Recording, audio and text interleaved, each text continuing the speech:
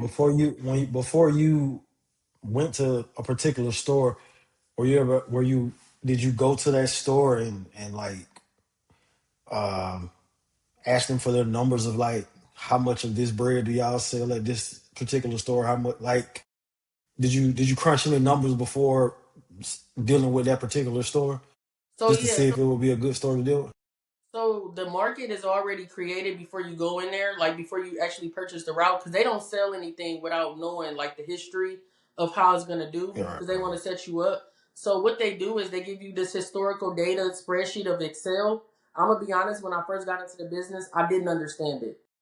Now today, the percentages make so much sense to me.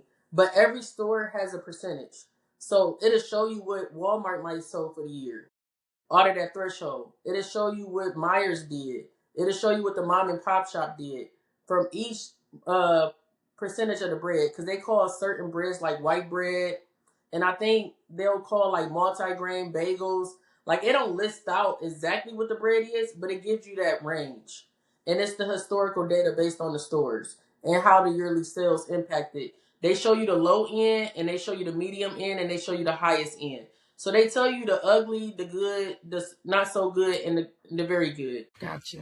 So let But me make sure my brain is understanding it. Go ahead. one thing I will say, everybody runs a route different. I might see opportunity in Target because it's the low hanging fruit. I know if I go in there on Monday, they just had a blowout on Saturday. I know if I go on Friday, I'm setting them up for Saturday, but I can add some extra bagels. Everybody might not run that store like that, so you can boost up your sales just from running a different angle. And then you can go into the market that you in and say, hey, I provide private label buns. And up here we got a lot of competition because we got Swables and Nichols. These are household names that's been here for years, and we got Orlando. So Flowers coming in here playing with, their market. But a lot of times you got companies like Freddy's Steak Burgers, they like the bougie steak and shake.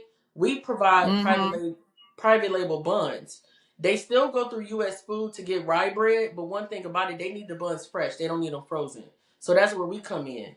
And you can, Gotcha. you can go to somebody that's selling, like they have a mom and pop shop. They got the household names, and then they got the cheap buns. You can say, hey, we provide private label buns, and you might have a deal because sometimes those small mom and pop shops, well, they're not small, but those smaller bakeries that's not like worldwide, you might come out cheaper with Flowers because Flowers is so big, and they got their hands in a lot of things. And I also have a Dollar Tree, and for the most part, we only sell Tasty Cake and Dollar Tree, but Flowers own Mrs. Freshly's, JJ's Bakery.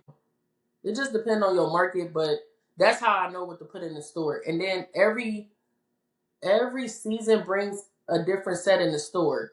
So the store will hire a company to come in and restructure the bread aisle every season. Mm, For bun it's season, so they'll widen annoying. the space. Winter season, they'll make the long, the regular bread space a little larger. And if you throwing Mm, DKB up in there, because that's like the highest growing bread in my market, they're gonna give you more space.